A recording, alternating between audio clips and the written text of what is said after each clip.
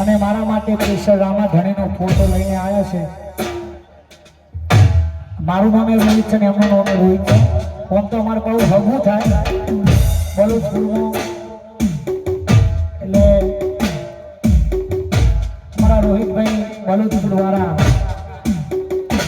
રામાધણીનો photo આપી મારું સન્માન કરે છે. મારા રણુજા વાળાને યાદ કરીને ગાવું છે.